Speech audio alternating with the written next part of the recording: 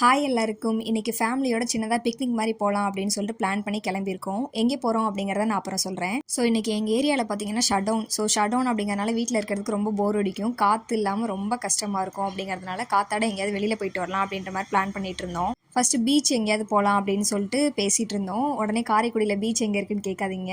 காரைக்குடியில் இல்லை, தொண்டி, கட்டுமாவடி அந்த மாதிரி ஏரியாலாம் இருக்குது இல்லையா, ஸோ அங்கே போகலாம் அப்படின்ற மாதிரி ஃபஸ்ட்டு பேசிகிட்டு இருந்தோம். இந்த வெயிலில் பீச்சுக்கெலாம் போனால் செட் ஆகாது அப்படின்னு சொல்லிட்டு புதுக்கோட்டை டிஸ்ட்ரிக்டில் சித்தன்னவாசல்னு சொல்லிட்டு ஒரு பிளேஸ் இருக்குது. அது வந்து சிற்பங்களுக்கெலாம் பேர் போன இடம்.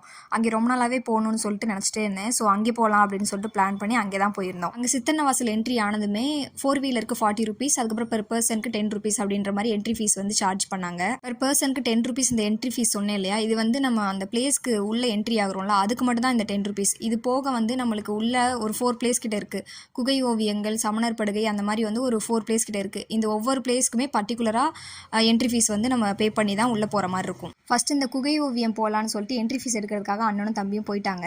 அந்த கேப்பில் நாங்கள் ஸ்நாக்ஸ் எடுத்து சாப்பிட்லாம் அப்படின்னு சொல்லிட்டு சாப்பிட்டுட்டு இருக்கும்போது இந்த குரங்குங்கள்லாம் நம்மளை ரவுண்ட் அப் பண்ணிட்டானுங்க.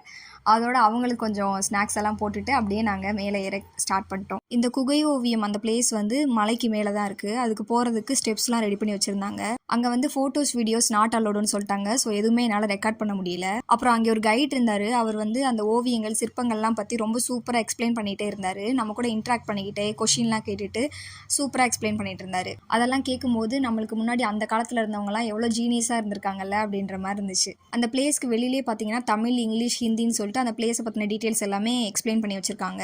அதை நம்ம படித்தாலே அந்த பிளேஸை பற்றின சிறப்புகள்லாம் நம்மளுக்கு தெரிஞ்சிடும். அப்புறம் கீழே இறங்கி வந்ததும் ஒரு பெட்டி கடையில் நாங்கள் ஜூஸ் குடிச்சிட்டு இருந்தோம். அப்போ அந்த குரங்குங்கள்லாம் வந்துட்டாங்களா, ஸோ அவங்களுக்கு ஏதாவது வாங்கி கொடுக்கலான்னு சொல்லிட்டு பிஸ்கெட்லாம் ஷேர் பண்ணி கொடுத்துட்டு இருந்தோம். இந்த மாதிரி சாப்பாடு கொடுக்குறது அட்வைசபிள் கிடையாது. இப்போ நம்ம ஏதாவது வச்சுருந்தோம்னா அது பறிச்சுட்டு போய் தனியாக சாப்பிட்றதுக்கு இந்த மாதிரி வாங்கி நம்ம ஷேர் பண்ணி எல்லா குரங்குக்கும் கொடுத்தோம்னா பெட்டராக இருக்கும் அப்படின்னு சொல்லிட்டு தான் நாங்கள் கொடுத்துட்டு இருந்தோம். நெக்ஸ்ட்டு வந்து நாங்கள் போட்டிங் போயிருந்தோம். போட்டிங்கில் வந்து அடல்ட்ஸுக்கு 100 rupees, சின்ன பசங்களுக்கு 50 rupees அந்த மாதிரி சார்ஜ் பண்ணாங்க.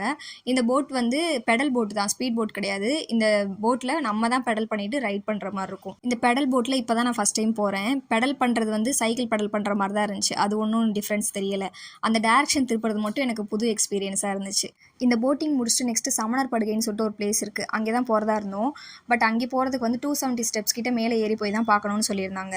லஞ்ச் டைமுக்கு மேலே ஆயிடுச்சு, ஆனால் நாங்கள் இன்னும் சாப்பிடல. அந்த வெயிலில் அவ்வளோ தூரம் வந்து எங்களால் எனர்ஜி இல்லாமல் போயிட்டு வர முடியாது அப்படின்னு சொல்லிட்டு நாங்கள் வீட்டுக்கு ரிட்டர்ன் ஆகிட்டோம். நீங்கள் புதுக்கோட்டை சரௌண்டிங்கில் இருக்கீங்க அப்படின்னா கண்டிப்பாக இந்த பிளேஸை விசிட் பண்ணி பாருங்கள். ஒரு 4 to 5 hours கிட்ட நீங்கள் சாலிடாக இங்கே ஸ்பெண்ட் பண்ணலாம். லஞ்ச்லாம் கொண்டு போகிறீங்க அப்படின்னா கண்டிப்பாக நீங்கள் ஸ்பெண்ட் பண்ணிட்டு வரலாம்.